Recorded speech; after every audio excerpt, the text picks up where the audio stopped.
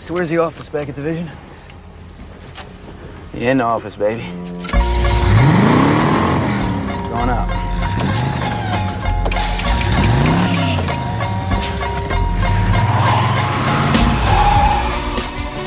What's up, Buckeye Nation? You're tuned in to the Buckeye Cast. Sets, fires, touchdown, Garrett Wilson. Wow. In the end zone. Oh, what a catch. Jeremy Rucker, give me that.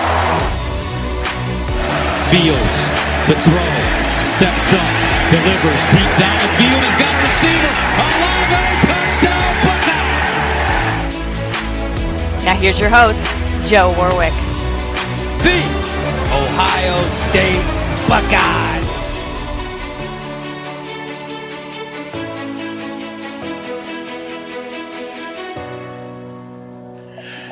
What is up? We are back. We are back? Yeah, we're back. As always, folks, thank you for joining us. I'm going to keep drilling this point home till the end of time. The only commercial-free Ohio State podcast in existence. Rate, review, subscribe. Check out the website. We have a shitload of awesome t-shirt designs there. If you want your Michigan State Beat Sparty shirts, Beat Michigan shirts, you better order them now. They'll get it shipped out in a couple of days. You'll have them in time for the game. So I recommend you do that as soon as possible. I got Jeff and Shawn in here. Boys, how you doing tonight? Good. Doing good, brother. Shawn was just telling us tales of frozen ponds up north. Yeah, some kids hockey, some Canadian League hockey up here, man. It's pretty intense. Nice. Parents are more intense than anything, but Yeah. Yeah, Jeff, what's going on over there? Just dealing. I don't know, nothing, man. That tropical storm, everybody started freaking out about. That shit came through. All it did was knock some dead limbs out of some trees. That's it. Did you even get that? I didn't even get that. Nah, we got some wind. It just I'm made for more cleanup today. It was bullshit. Right. But didn't get much work done yesterday, so got caught up with it today. So working late, but got up for it. Still in good shape for the week. You know, Shawn, I just realized, talking about hockey, that I am surrounded by Canadians here on St. Pete Beach because in this condo. You don't say, eh? Yeah. well, sure. Yeah, yeah. That's what I hear all day long. And even the people from Wisconsin sound like that. Yeah, well, I got my ass kicked in Wisconsin once. But yeah, it's hilarious. It's Czechoslovakia. It's like going to Wisconsin. Yeah. So yeah, it just reminded me that I got to hear this Canadian shit all the time. It's pretty funny. Although these Canadians apparently that go home for half the year are not allowed to come back right now because of the corona. Otherwise, they'll lose their health insurance. If you go out, stay out. Yeah. So pretty quiet. Enjoying it, except for the few that trickled in. But anyway, off the topic here. Any bourbon talk you boys want to dip into tonight? I got nothing for you. I poured my last glass of Bullet, so I'm in the market. I'll be picking up a new bottle here shortly. Oh, you got to light one off another, man. You can't just run out. Well, hey, man. Burn, baby, burn. Yeah. Go some Woodford next time. That's what I'm gonna do. I'm gonna go Woodford. I had went out to dinner at Seasons 52 the other night. Had in-laws in town. Nice. Had a little 3-finger Woodford on the rocks. It's nice. Yeah, it's a good call.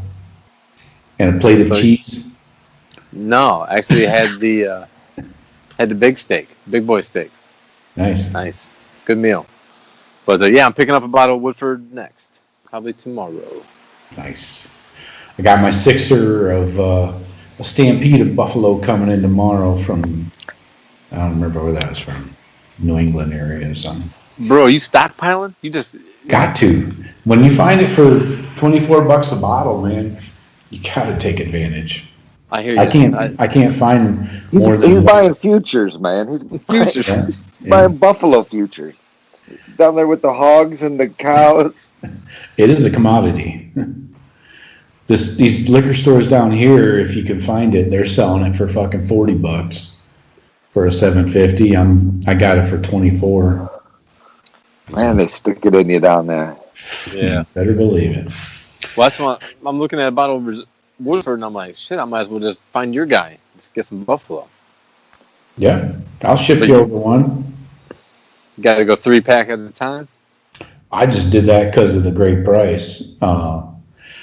Shipping was like $30 for the 6-pack. I got you.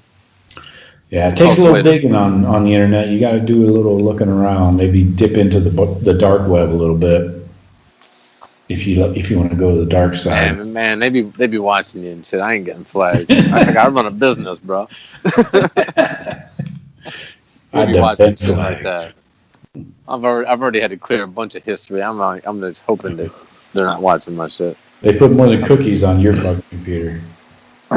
Yeah, brownies, cakes. I got a potpourri of weird shit that I said. Hey Google, what's this? Got a whole case of pastries there. Yeah. There's probably people that NIS or whatever looking at my shit like, oh, this fucking guy, he's just weird. Nothing to see here. Yeah. Just odd. Anyways. Yeah, let's get into this. We'll do a little Rutgers recap for the first half of the show, and then we'll get you ready for Maryland. Crabcakes and football, right? What we do. Is it? So let's go a little quick hitters. Jeff, give me one thing you liked about Saturday's game. Our passing game. Yeah. Our passing game is popular sick. Choice. There wasn't a lot. There was a lot of shit I didn't like. So the passing game does not disappoint. We just it's almost like when I see Justin throwing incompletion, I'm like, whoa, what happened? Like why is he incomplete in the pass? I'm kind of getting spoiled that way. But I wasn't. It's not like I was never worried watching the game. It was just too aggravating as it went on. All the weird shit they were pulling. But the passing game it's always nice to lay back on. Shawn, what do you got for your one positive quick hitter? I like the ambition of Harry Miller. The guy's ready to go. Yeah. Would he jump off? Did he jump 3 times or hold 3 times? I mean, the guy was getting. He just had 2 on the same drive. I was being a little facetious there. I mean, I got to go with Jeff. Well, another thing that I like is Run DMC. The guy touches the ball twice. They're both impact, big plays. That was a highlight. Damn it! I'm going to be the first to mention Run DMC. Beat me to it. Yeah, my first half really was my big positive. The 35-3 at halftime. I'll take that every day of the week. I know, going as expected, right? First half, okay. Yeah. Do what we do. Even with the weird shit that they, all the special teams shit that they were pulling out. That was in the second half mostly. Yeah. Well, yeah, except for the opening kickoff. But anyways, yeah, that's really here nor there. 35-3, exactly what we liked. I heard Coach Day say today that they thought about pulling Justin in the first team at halftime. But then they wanted to come out and just get that one touchdown on the first drive, and it didn't happen. So, but because I know that during his press conference they were asking about how do you gauge when to pull the starters or not, and if that had any effect on the game. I don't know. Yeah, well, you wouldn't expect to go 4 quarters as a starting quarterback against Rutgers, right? That's not as not a quarterback. At Ohio State. No, not at Ohio State. Maybe Michigan. Yeah, I mean, what have we done? They put up the scores of all 6 games we've beaten them since I think, in the history. I They're appreciate their grit, though. Plus games. Yeah, Shiano definitely drilled it into them that they're going to fight for 4 quarters and they're going to pull out everything they possibly can. One other takeaway, I think it's almost encouraging that Shiano might be able to get them back to being, bowl eligible, respectable, not challenging for the title or nothing, obviously, but I think they can, maybe he gets them back to the way they were winning 7-8 games, maybe 10 in a year, upset some of the bigger guys. In 5 years, Rutgers and Michigan will be interchangeable. Right, maybe they trade presidents. But yeah, just being respectable though. I kind of appreciate the effort.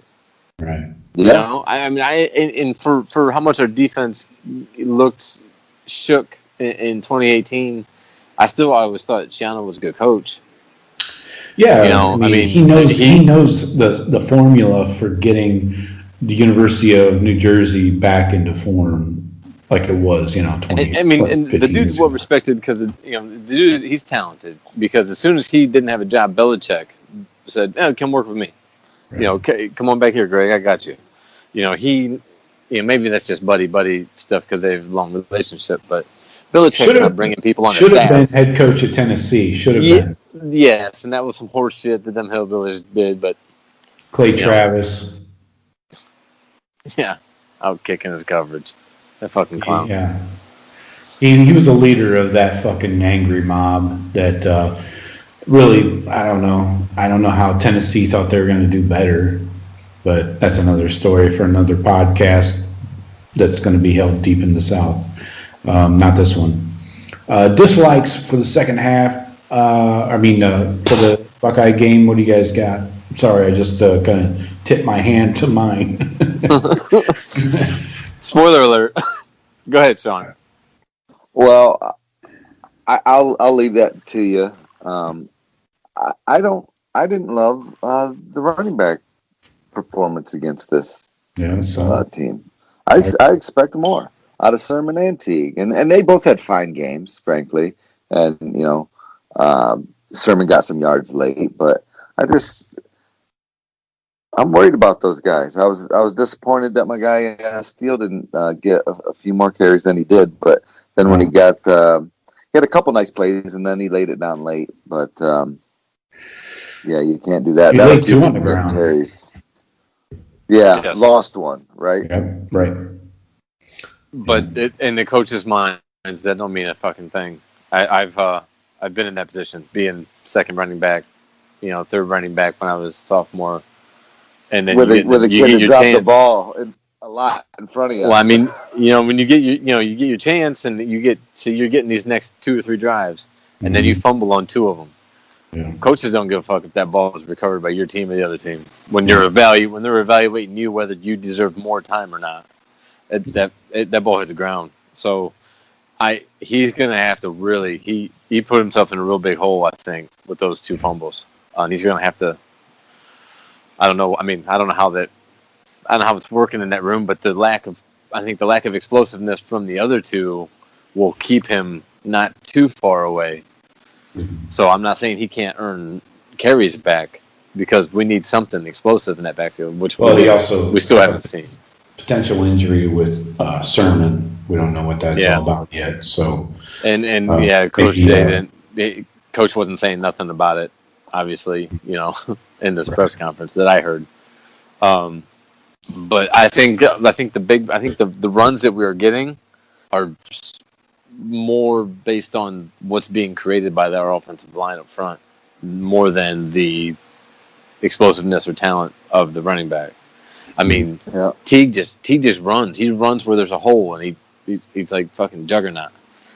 He can run through walls, but he's not. I gotta say, you cannot run him wide yet. No, I don't know. He does not know that you can cut that back against the grain, and there are holes there. He might not just trust his leg yet to do that. But it's not going to work currently as we're looking. Correct.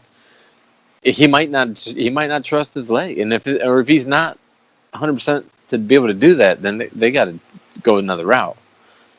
But if it's just a matter of getting him to be, they've seen him do it, just getting him to do it, game reps. I don't know, man. That's a mental thing. I'm going to get to that. I mean, and I don't want to make any unfair comparisons, but I think that if J.K. Dobbins were the running back, he'd be getting about $140 to $180 a game. Oh yeah. So. Yeah. On like 17 carries. Yeah. Right. Yeah. Well, he breaks tackles. He makes guys miss in the hole or behind the line of scrimmage, even, when the O-line gets blown up. He's making people miss in a small space. Yeah. We had major issues in the middle of the offensive line with Josh Myers got worked over by that Turner kid for Rutgers, the fast, short guy. And, of course, Harry Miller had a few penalties on him, two holding on one drive. A drive killer. Yeah. Wyatt Davis had one that killed a drive in the second half. Basically, everybody in the middle played like shit. They were getting out. Which is, I mean, I thought it should dominate up and down the whole. I mean, it should be the best line in the country. I mean, that's. Right. Maybe they think they are instead of acting like they are. Yeah. Don't let people tell you you're the best. Be the best. Yeah, exactly. So, Teague has to be like the bell cow going forward, in my opinion. Steele is going to have to earn his way back after love the fake punt. That's a great move, great timing. It played out well, but Steele, gets tackled at the end and then puts it on the ground. I know he recovered it, but his fumble in the second half, going in the red zone, it can't happen, man. That's a kick in the face. Yeah, red zone efficiency, it should be 100% against Rutgers. 100%. Well, you got to get out. You got to get points. I mean, regardless, you can't fucking. Right. Even if it's a field goal, we did go 5 of 6. That was the one possession we didn't score a touchdown on in the red zone. Was that the 20-play drive? We had a 20-play drive. We didn't score, man. He's got to hang on the goddamn ball. He'll get there. I bet you nobody works harder than Steel Chambers this week, and he's gonna have a monster week this week. That just changed my fucking focus. So we'll find out about Sermon's injury maybe not till Friday, right? Yeah. That's when they'll post and we'll just find out if he's available or not. So we won't really have any update as far as if he's banged up or. Yeah, unless somebody has a source inside that gets more info, but I doubt that we're going to hear much. Wilson and Olave still up to their usual tricks. Wilson with 1 touchdown, Olave with 2. J-Mo finally getting into the act. Yes, sir. Good to see. With his 1 catch per game. I know, but I felt good when he caught the touchdown. I'm like, there's my boy. There he is. That's my little spotlight. And then we didn't hear from him again. So.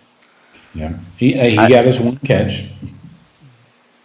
Yeah, I don't want to be such a fanboy, but I mean, with Olave and Wilson, I mean, oh my gosh, it's kind of ridiculous what we got going on out there. I don't ever remember it being this good.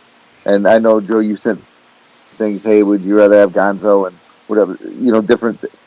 No, this is as good as ever been. And it's been really good at times. I mean, a lot of good things come through. It's been so good. But I think with Olave, Wilson, and especially with Justin Fields throwing to him, it's off the charts. I think that's what makes that tradition to continue. Mm-hmm.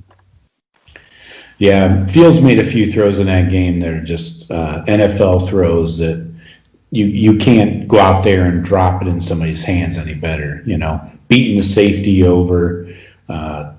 Fields is on point. He has more touchdowns than incompletions on the season. Is that any good? I mean, it's crazy. to think about. And I'm like Jeff when he said earlier, when there's an incompletion, you're like, all right, what happened there? This doesn't happen to offense. Right. And one of them, there was one that was an incompletion, but it's because somebody, one of those three we just mentioned on the interior line, got blown through, and he had to throw. Fields had to throw one that he just basically threw it away. He threw it downfield, kind of, but I mean, it wasn't near the receiver or coverage, and it was basically a throwaway. So I was like, all right, that's a good incompletion. That's what I wanted to happen today. Fleming had a huge drop. That was 6. Yeah. My first reaction, because I want to see Julian Fleming get in there and get some balls. We haven't seen G. Scott yet either, but especially I say, man, that you can't afford when you're in that tight of a competition with that much talent in your group. You can't be the one dropping the ball. I mean, that just where they like the running backs where they're pretty. They're all. I think the three of them are probably pretty close, but still fumbling the ball like that. When the race is that close, a big mistake like that can drop you way back. We might not see Julian Fleming much in Maryland at all. But I also think it can I think it can so motivate a kid like a Julian Fleming, who's always been the best guy on every field he's ever been on, right? Mm-hmm. And now he's at Ohio State, and now this game's a lot faster. And he gets out there, and he's still like, well, hey, I'm fucking Julian Fleming, man. And he goes out there and does something like that. It's like, okay. I think it gives you a little bit of a reality check. I'm glad it happens to a young guy in a not important game. Sure. And I think that's a learning moment. And you're given the best case scenario, Shawn, and hopefully that's the case with all young kids. But we know that can't. We know that not all of anybody does anything. You would like to think that him being the type of competitor that Ohio State recruits, that would fuel him, having that maybe that embarrassment or like that, in film room he looks at it and he's the one who gets called out. But not everybody reacts that way. Hopefully he does. I'm rooting for him. I expected him to be the first one playing. I didn't, looking at him, G. Scott and Jackson, I figured, I think Julian Fleming's going to see the field before the other two because I thought he matched up better on the field with Olave and Wilson. But what do I know? And then you see G. Scott working with. Then you see G. Scott working with Sherman in the offseason. It's like, oh my gosh. Yeah.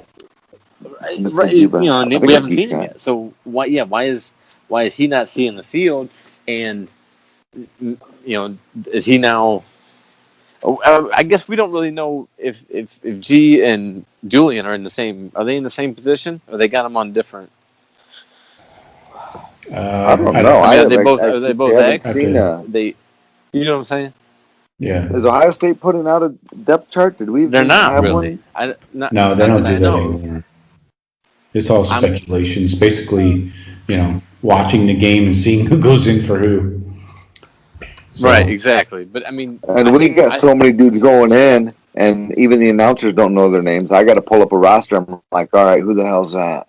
Right. Who got that? Yeah, I'm seeing a few numbers. Like when I saw number 16 on the field, I didn't catch me as Ryan Watts at first. I'm like, 16. God damn it, who is? I'm like, rubbing my head like, who is 16? Yeah. I didn't even get on my phone and find it. Then I saw he made a play. And half the guys that make plays on special teams, you're like, who was that? If you don't. Right. Yeah, G. Scott did have the onside kick recovery.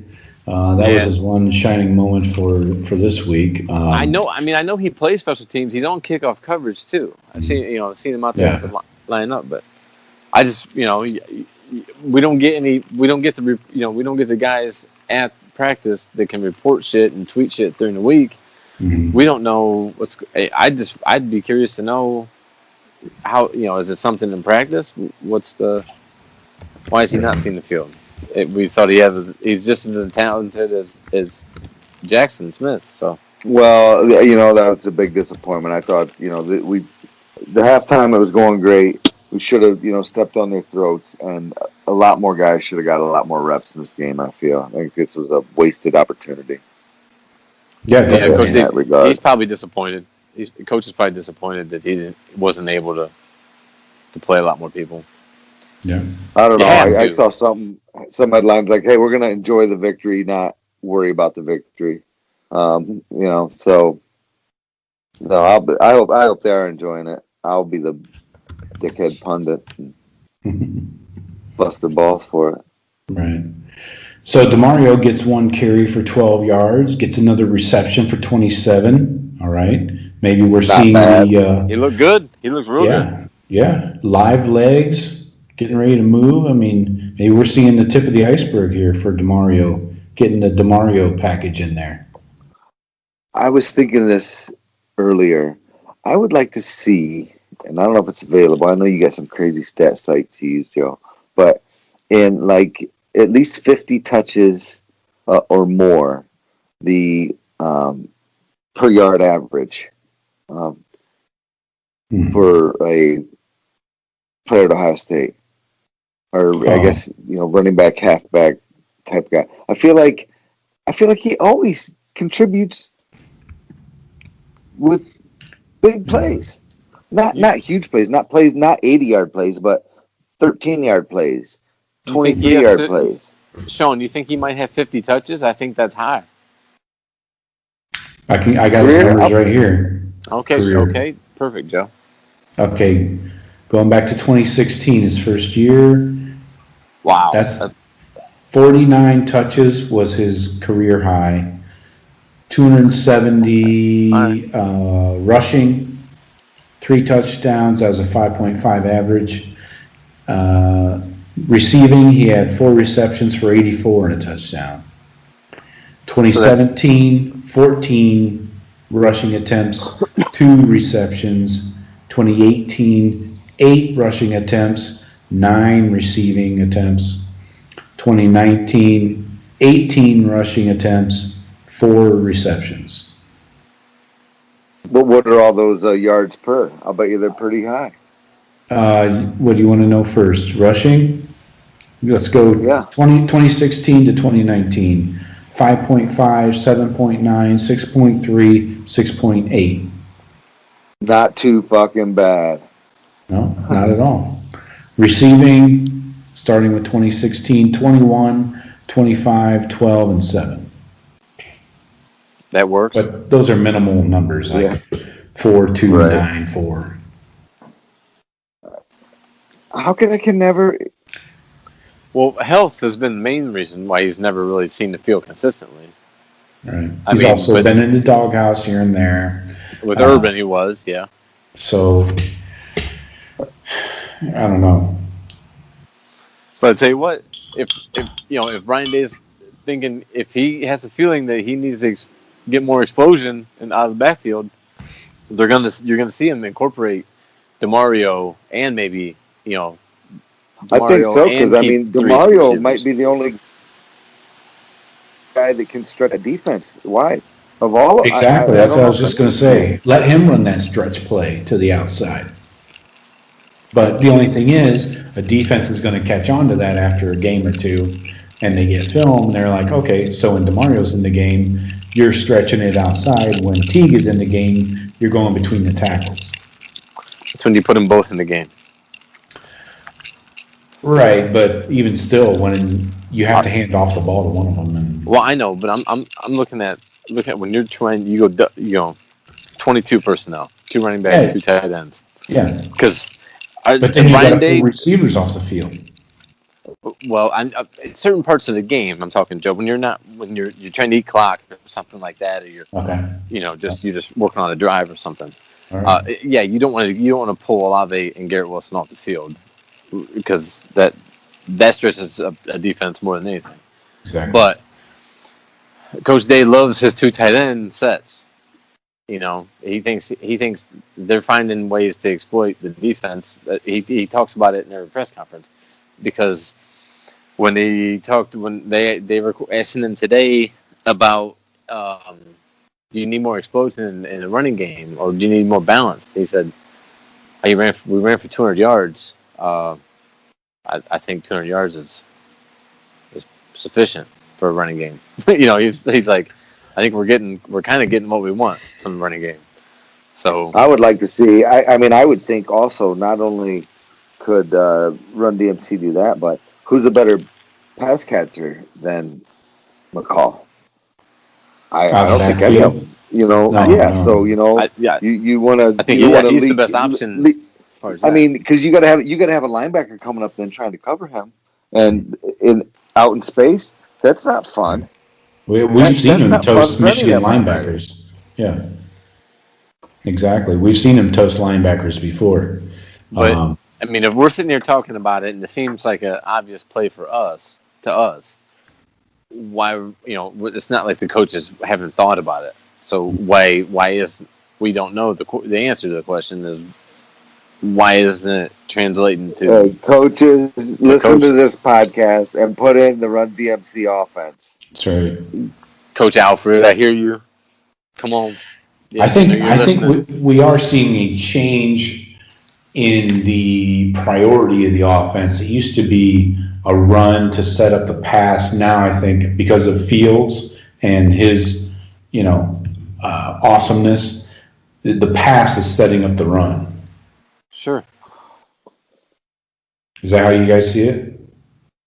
Yes, but the run's not even doing its job, and it should be, because gosh, you better respect the passing game. Holy shit! Right. And the guys aren't totally excelling at the run, which doesn't make a ton of sense to me. We are running for 200 yards a game. So but if we had a JK or an Ezekiel, maybe are we running for 250, 275? Yeah, probably. But we're running 200 yards a game, and but we're doing it just about. Happy with it. I don't know. We don't know if the coach is really happy with it either. But I see what I don't see any explosiveness out of the backfield yet either, and it concerns me too. But the end result is still showing up for the most part. Yeah, so let's sprint through the defense real quick. We got to get into a whole bunch of stuff after this. I just saw a quote come across the wire from Urban Meyer about the team up north, and his big quote was, "I'm legitimately worried." So the people aren't keeping their jobs. A little teaser there. We want to get into that at the end of the show, so I want to save time for that. Defense main complaints are Malik Hooker. Tackling. Sorry, his brother. Yeah, tackling, the punt return TD, which was like the Music City Miracle thing. Are you trying to tell me there are no penalties on that play? Okay, now pass. Secondary, big problems. So big problems. Yeah. Here's your potpourri. Pick one, Shawn. Secondary. Yeah. For 200, Alex. Yeah, I'll take secondary sucks. Second deck for $200. You have to frame that in a question. Why does our secondary underachieve so atrociously? Yeah, it's a good question. That's my question. Next question. No, I thought, first half, we had these guys to like 84 total yards in the first half. Right. And they end up with like 390 or something. Total letdown. I know they were throwing everything that, all the trick plays, all the bullshit, all this and that. I think the linebackers played well. And the secondary, not so much. Who's your bullseye on in the secondary, like Tyreek or Wade? I'll give you mine. 7. Go ahead, Jeff. I've said his name once already. I said his brother's name actually. Fucking Hooker. What is he doing? That dude is not. That dude is taking plays off, and that dude is not giving full effort. I don't give a fuck how it can be cut any other way. He's not giving full effort on plays. Yeah. Who do you take issue with first? I don't know. I've got to go back and look at that and get a. I just saw basically what happened with the stats. I can't say that I watched in depth a ton of that second half and have a good on it, but I'd really like. Now I'm intrigued too because of Jeff saying you're taking plays off and stuff. That don't sit with me at Ohio State. There's no plays off. You're out there. You're going hard. That's it. Period. So that's concerning. If what Jeff claims is verified by my own eyes. I'm just Tyreek really let me down. Yes. Tyreek Johnson. He's another one. Get it off my boy Tyreek. He's gonna be a first rounder, bitch. I don't know about that. He needs to make some serious headway because he's a senior. No, he's a junior. Oh, he redshirted? Okay. Yeah, but he okay. Still, he's unsure. He's never got any meaningful playing time. It's a process, and that might be the reason. What we're seeing might be the reason. Well, what the fuck's he doing in practice then? Sitting on a water jug? What, practice? I'm talking about practice. I'm talking about games, man. I'm talking about games. He never played no games.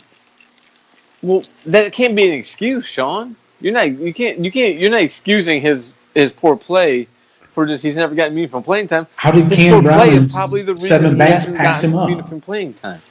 No, I disagree, Jeff. That you can. I mean, Jeff Kuda, his first few games up here. Sure. We don't know. First few games, we don't know.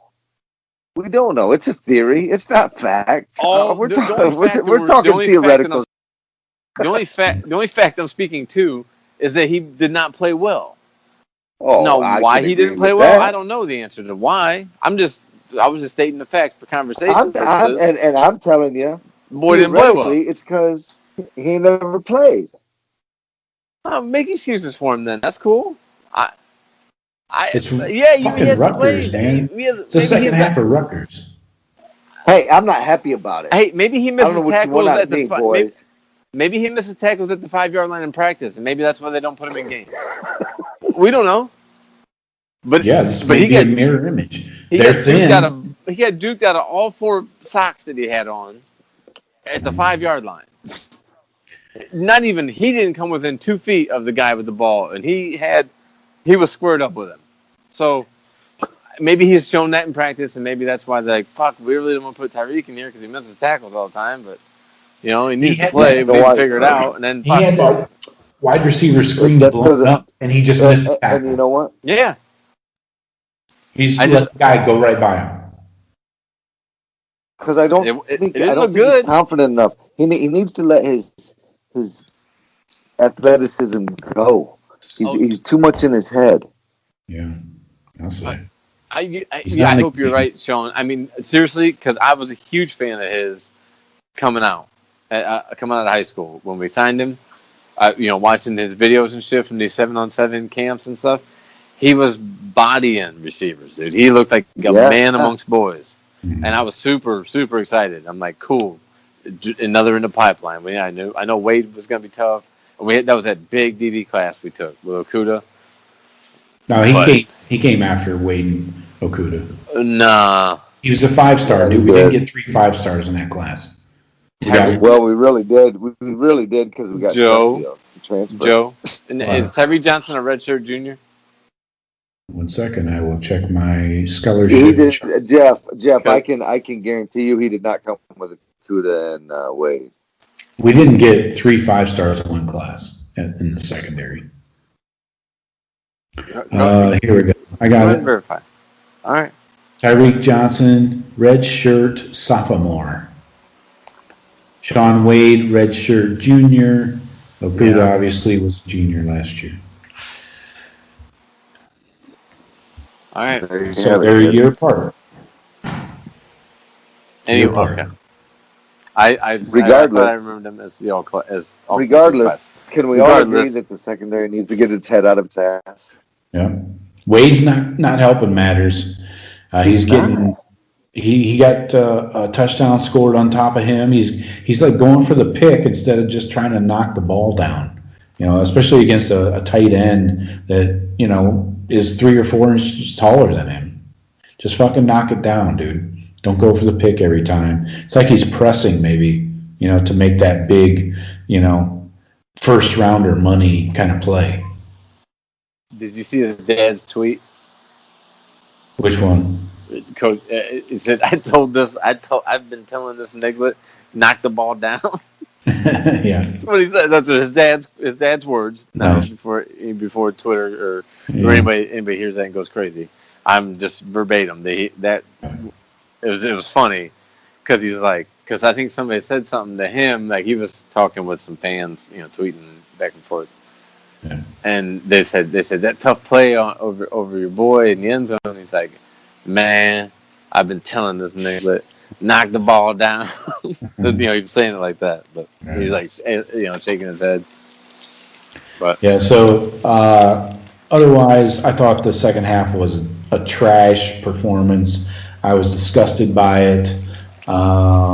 And if you follow me on Twitter, you probably see my responses. That was garbage effort up front, both offensively and defensively. Really, I was unhappy with that second half, especially from a defensive point of view.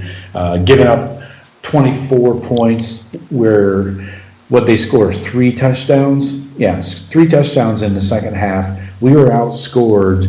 What was it? 24-14 by Rutgers in one half of football. That's fucking pathetic.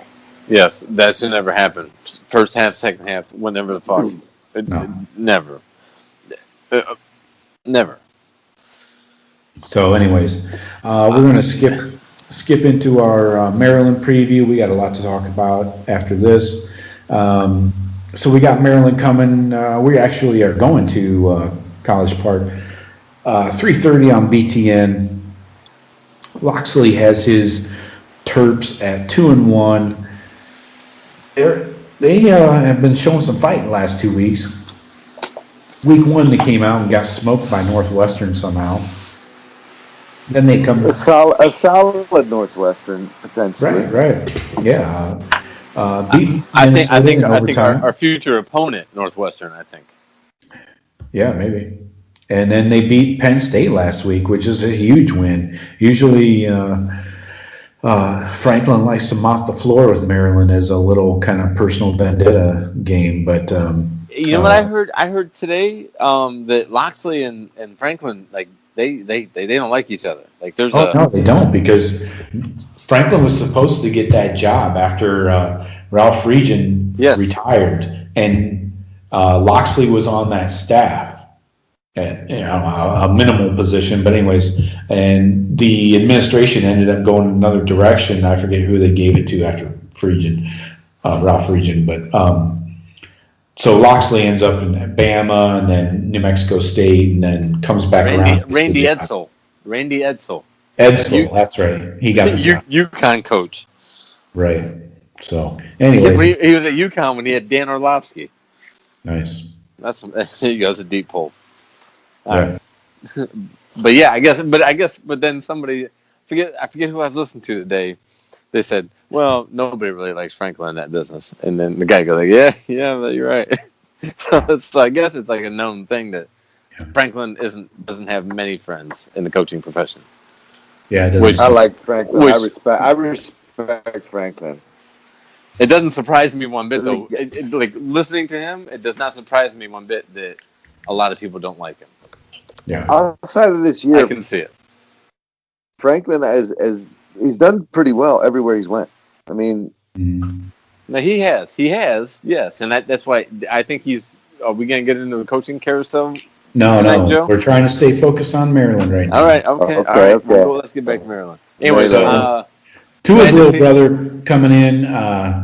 He's whipping the ball around the last couple games. We know this name, Raheem Jarrett, the receiver. Kid is torching Penn State left and right. He's still running, I think. They threw for 429. Jesus. They smoked Penn State what was the final? 35-19. They did not take a snap inside the red zone. The whole game? Yeah. I did not see it. I did not. How's that Penn State secondary doing now?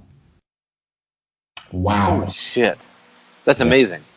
That was a 3:30 game, right? Yeah, I believe so. Was it?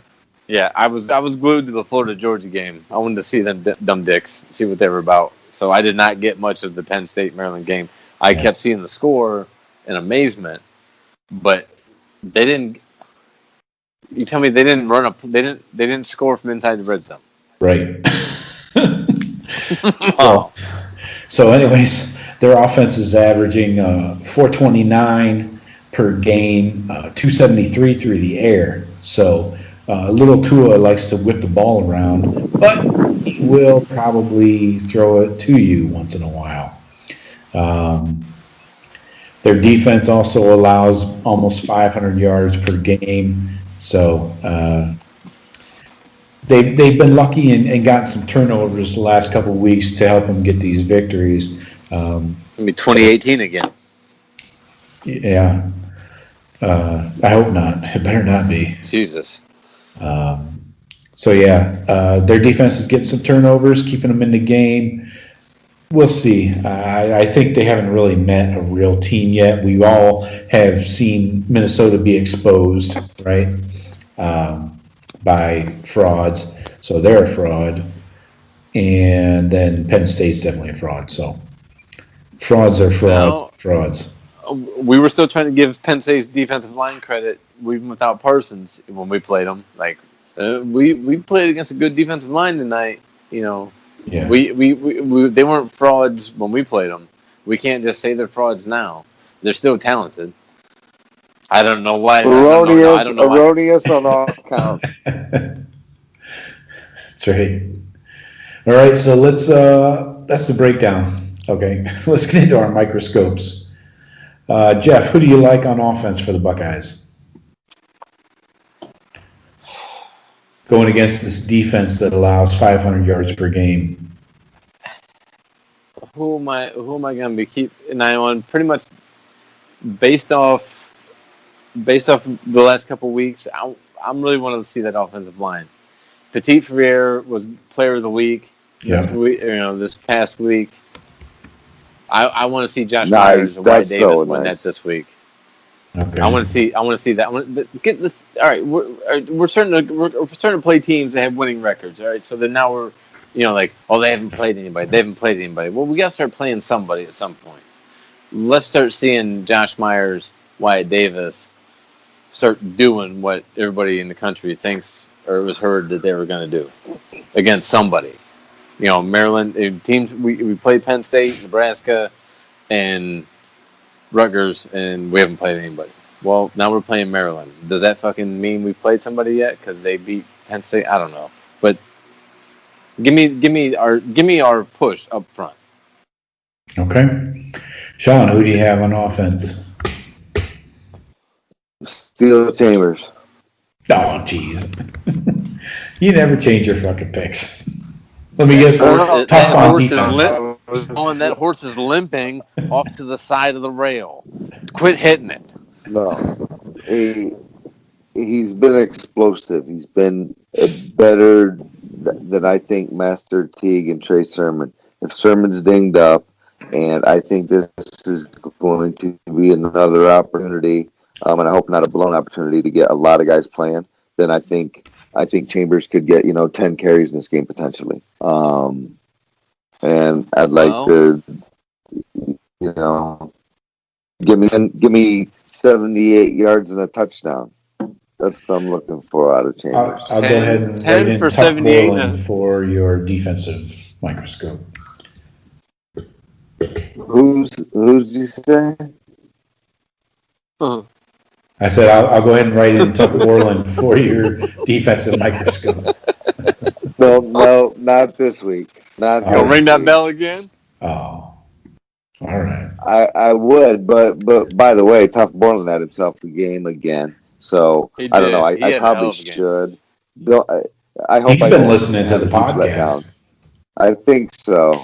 I think so because, I really started getting on his ass probably 2 years ago at the Maryland game, right? Where I kept seeing the back of his jersey. Yeah, he's catching up. He's catching up to old shows. Right? So, actually, I should. Fuck it. I'm going Tough Borland. Yeah, I'm going Tough Borland. I knew it. Right. We let him talk himself into it. You took him right through where he wanted to go. I did. I had Shawn Wade. Because I wanted to see what Shawn Wade does against that right. Tough Borland it is. Yeah. All right, Jeff, who do you have on defense? I'm sorry. Let me get my offense in here. I'm going Master Teague. I want to see a big $150 game out of the Master. Would love to see that. Come crawling faster. Go ahead. Jeff, defense.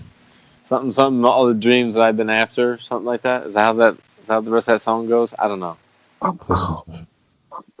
That was you guys in high school.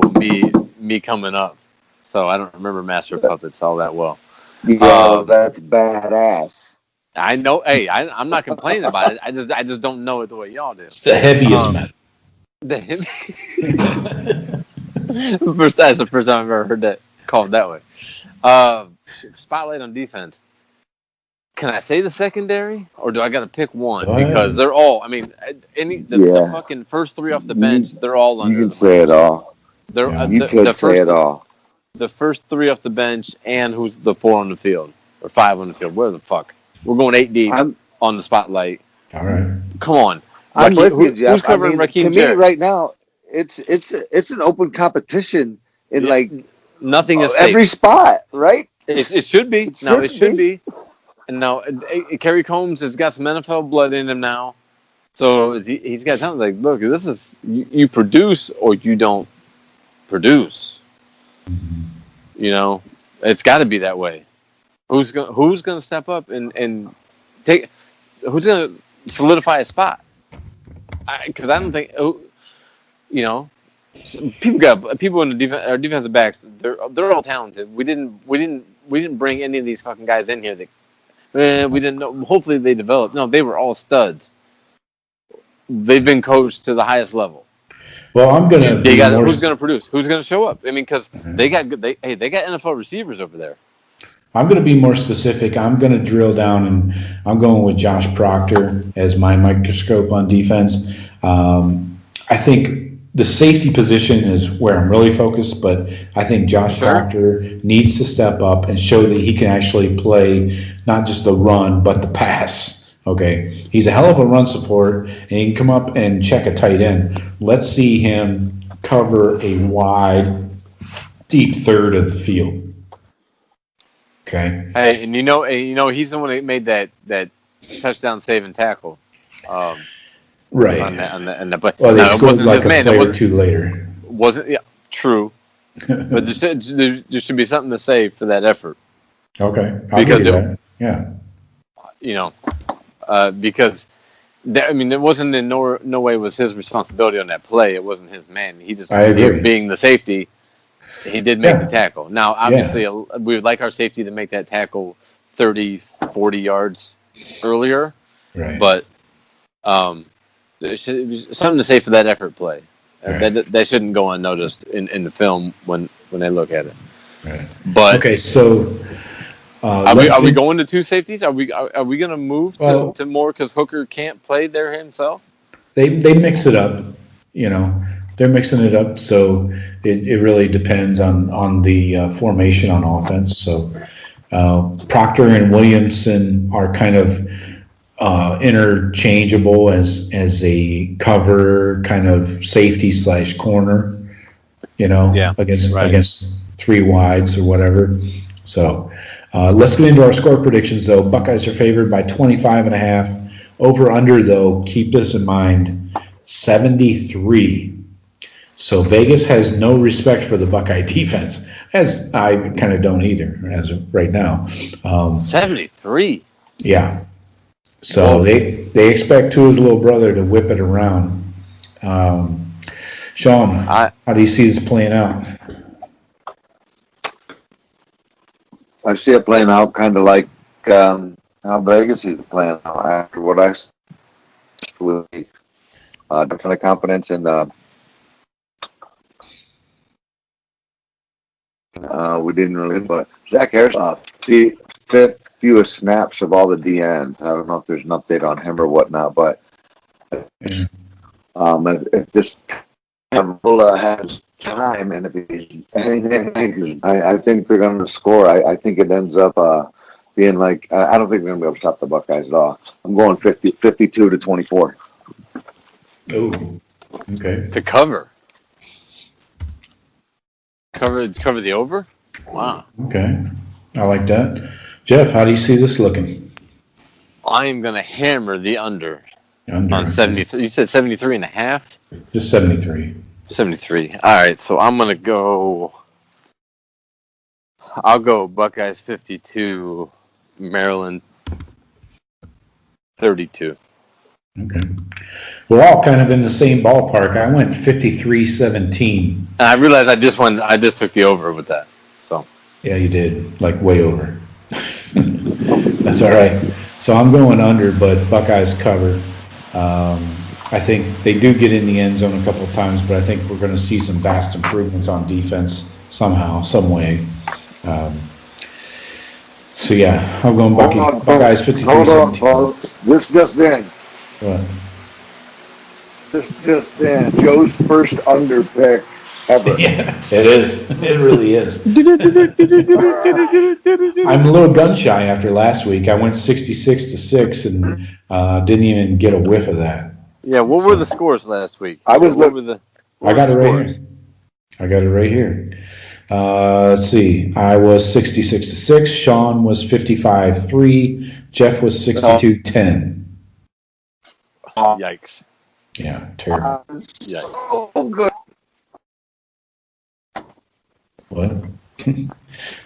So let's get into this quick recap. We want to talk a little team up north.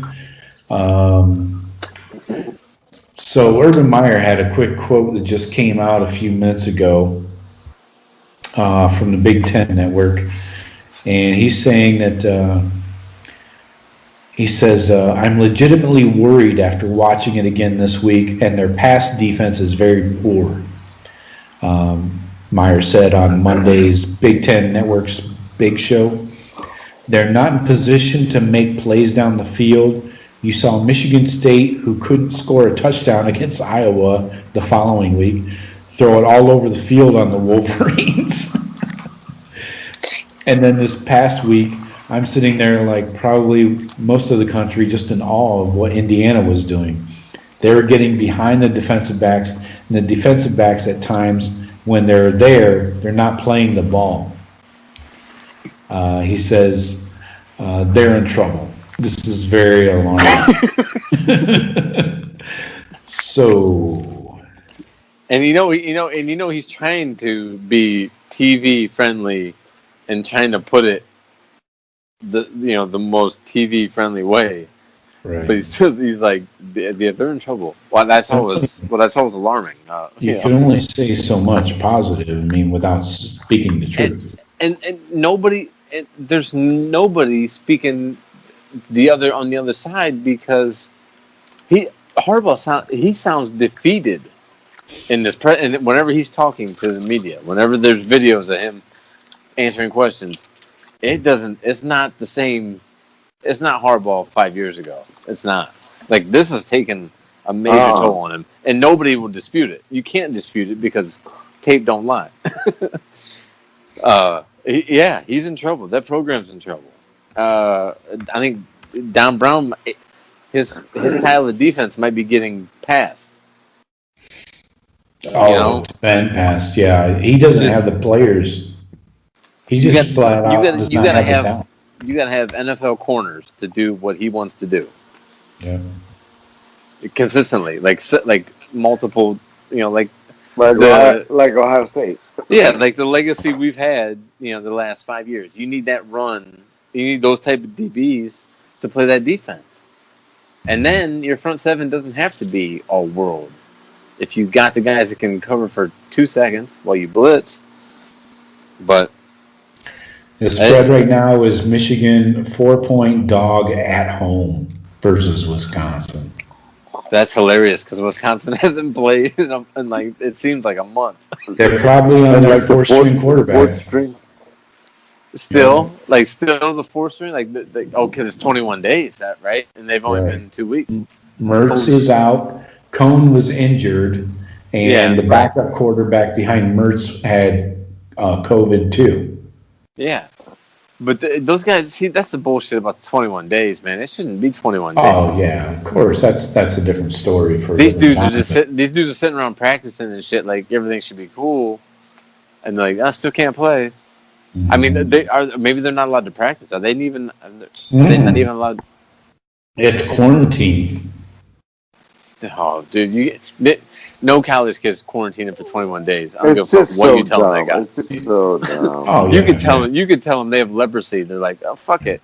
What's the worst case? I'm not staying in. I'm not staying home for 3 weeks. Fuck you. Especially over Halloween weekend. Like that's what the whole. You mean the whole SEC? Like, right. Everybody's got it. Yeah. But LSU's tricky because didn't LSU have like 90% of their team get it between April and July? Yeah, a lot of it seems like they had 20 kids. Because everyone was bagging on him, and Orgeron was. No. I think they encouraged him. He probably encouraged it. Just go ahead and get it now, boys. Get it out of your system. Mm. Get it out of your system. Well, they found a few that didn't. I guess. Jesus. But yeah, I mean, the SEC schedule this week. Now, Bama, LSU might not play. They aren't. Are you kidding me? It is canceled. Postponed. Okay. See, SEC did this weird thing where they built in extra weeks so that they could still continue the schedule and maybe replay a postponed game later in the season. Oh, you mean they thought ahead a little bit? Yeah. Like, hey, let's go ahead and try to fight through this thing instead of. Yeah, and go around it instead of cramming 3 pounds of shit into a 2-pound bag. Fucking, and this is, they had it right. The Buckeyes should have started. I'm not saying the Buckeyes. The Big Ten could have been forward thinkers, really, and started this fucking season in mid-August, late August. Hey, let's start it now, and fuck it. It's gonna be real sloppy because nobody's practiced a lot. But we might be able to get our fucking 10 games or 8 games. I thought start it on time. Start it on time. If we have any setbacks, there's still. But instead, we sat on our ass for 2. It's like, what the fuck? Yeah. Exactly. Yeah, I don't think they needed to go with the conference onlys. You wouldn't have put all the peril. All these other small schools in peril. You could have. I don't know. I mean, if you're trying to shorten the season, I guess those are the first games you take off. But those are the big money games, either to you or like us playing Oregon. See Ohio State. Yeah, that would have been a nice game. Yeah. But these other schools, like the big boys, pretty much said. Fuck, we ain't worried about the little guy. You fuckers, you on your own. We're not messing with you. Well, think about it. We are already a third of the season gone, and that includes the championship game. That's what I'm saying. We got 6 games to go, including the Big Ten championship, assuming we make it that far. It's nuts. And we're fucking one outbreak away from not being involved. We could be Wisconsin in 2 weeks. Fuck, we don't know. And that's what sucks. That's why you got to blow out Rutgers and not let down and get a lot of kids a lot of time. This year is more critical than ever. Yeah. I think you just go. Yeah, I think you just go for 4 quarters, full throttle. Play as many people as you can, get as many points as you can, get a widest margin as you can, then start playing as many people as you can. Because you might need it. You know what? You might be playing in a national championship game with Justin Fields and Master T and 2/3 of your line out. I mean, you have no idea what's going to go. And you're already playing a third less games. From 9 and so to you 12. want to cut, and so you're going to come in, on these, late in the game, and Ohio State's up by 30. Ohio State's up by 30, and it's the second team in there, and you want them just to run fucking between the tackles. And no, I want them to open it up. I want them to beat you by 70, and it's nothing personal. It's these boys have to be right, because Clemson don't give a fuck if our guys got COVID or not. Right. No, and the thing is, like, if you got Miller at quarterback, and you got G. Scott and Fleming at receivers, and you're running your second team offense, say, so where the first team rotation guys, they're all out, but you still run the same offense. You don't need to just fucking dive ball, get her, just eat clock. If you're playing your second team because you're up so much, you should still run your offense. Yeah. These guys need to get. They're not going to be running the same 3 fucking plays left and right just to eat clock. Whenever these guys if the next time they get in the game might be, oh hey, it's fucking Big Ten championship. Yeah, exactly. Yeah. So they got to run the offense. They got to run your crossing routes and take your deep throws if they're there. All that shit.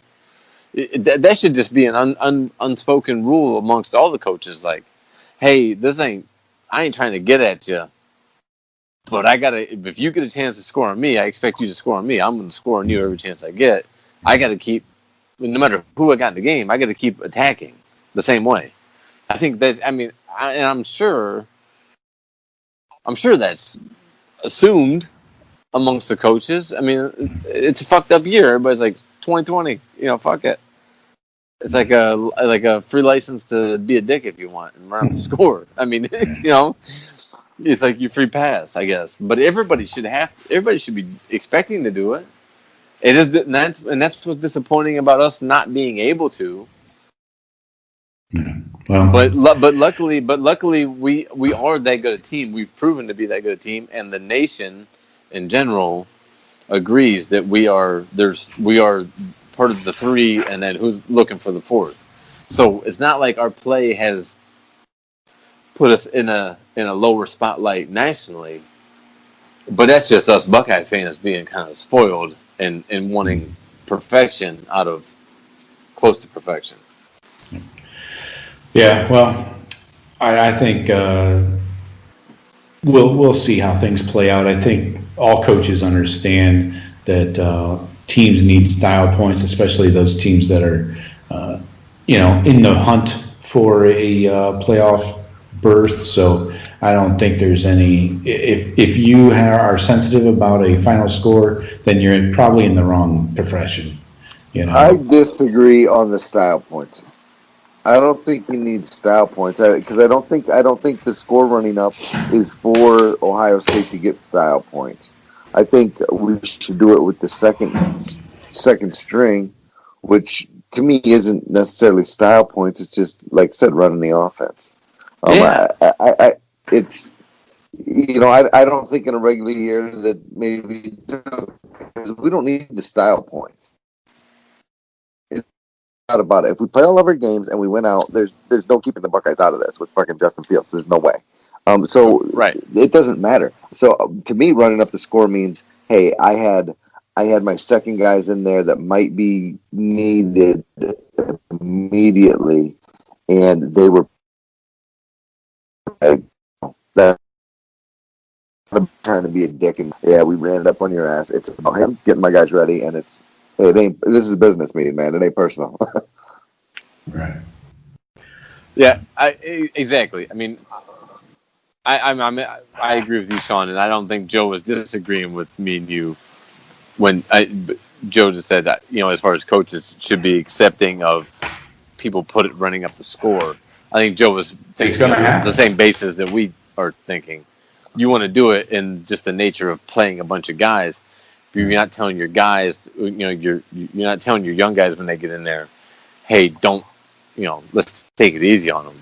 You keep attack the same but way. I mean, there's a difference between running up the score with your second and third string, and then running up the score, and Justin Fields has 9 touchdown passes.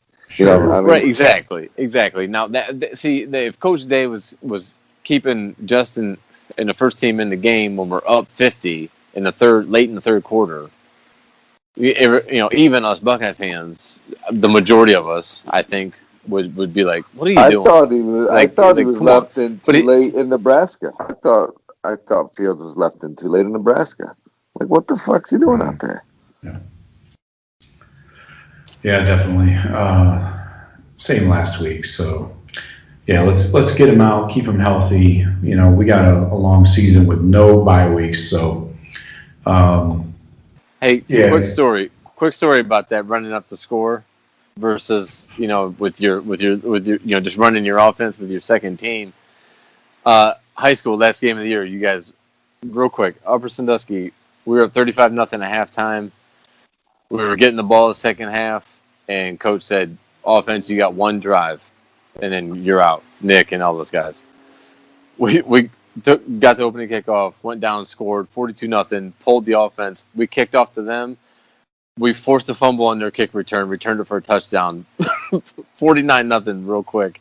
Ended up being 79-0. But the whole second half was our JV kids running the same offense. They just, we had our fourth string running back run for 3 touchdowns. Yeah. We didn't mean to score 79 points on Upper. It just happened because we couldn't tell, we didn't tell the young kids not to play. Because you're playing defense. And if you intercept the pass and you can take it to the house, you're gonna. I mean, there's nothing you can do about that. You're still playing defense. You're still The coach said he was telling us after the game. He's like, this was the thing. I didn't want to let you young kids not be able to still play the game. So the same. I mean, I guess it relates to Division I football too. When you're completely overmatched by a team like Ohio State, you got to just know that their second and third teams are gonna, or not, if not better than your starters. So it can happen. Sure. All right, boys. Excellent show tonight. I don't know what's going to happen with Michigan. We'll see. This could be the end. You know what? I might tear up on that because I was hoping Harbaugh would stay there another 10 years. I mean, has there been? It's been more fun to beat Harbaugh than anybody since Bo Schembechler. Yeah. Right. Yeah. Right. I mean, it's been enjoyable. It's been often. Yeah. We'll see who's next. And often. Yeah. I always thought it was funny though, beating up fucking Brady Hoke in his fucking t-shirt when it's 30 degrees, trying to be fucking tough guy. That almost felt like pushing down the fat kid and taking his ice cream. Regardless, the guy wasn't even wearing a headset. He didn't even know what plays were going on. He's just walking up and down the sideline, and he's like, "Yeah, it's my team," and he doesn't even know what's going on. Yeah, I just want to watch him ball. I just want to watch my guys ball. But you know what though? A lot of those games were more competitive. We'll see what happens. Still got 6 games to go, and we got to take them one at a time. So let's beat Maryland and keep moving forward. Let's see some improvement all the way around. Thank you for your energy. Menergy. All right. You better edit that. You remember Menergy? The Menergy videos? Don't ever say Menergy on this podcast, man. I know. Don't do that. All right, folks. I don't even know what it is. Talk to you next week. See ya. Later. Go Bucks.